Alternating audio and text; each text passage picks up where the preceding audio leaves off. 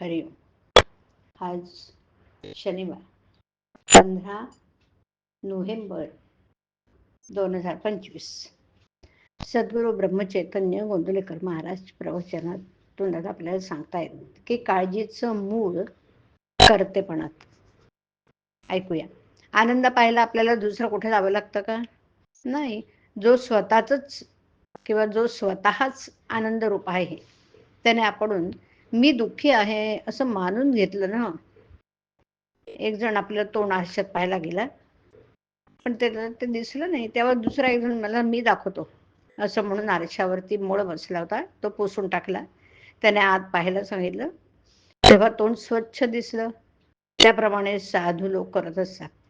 ते आपल्याला सांगत असतात की तूच ब्रह्मरूप आहेस, म्हणजे तू स्वतः सिद्ध आहेस, आनंद रूप आहेस. परंतु आपण काय करतो की हा प्रपंच माझा आहे असं समजतो आणि त्यामुळेच त्यातलं सुख दुःख आपण आपल्यावर लादून घेतो.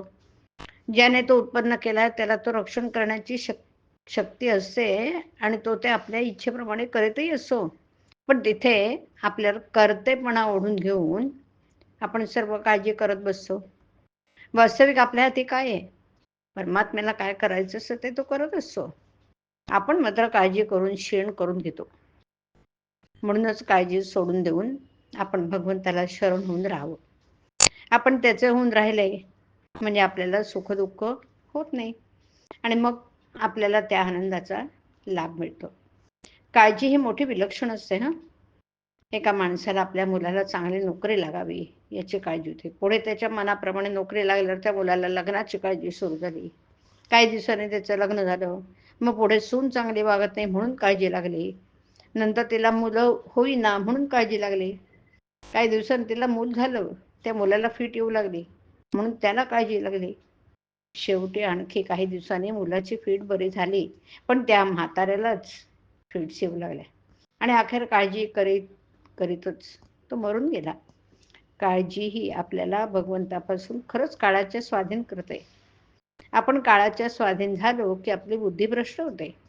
खरं म्हणजे काळजीचं मूळ माझेपणात आणि कर्तेपणात आहे आणि खुद्द कर्तेपणाचं मूळ भगवंताच्या विस्मरणात आहे.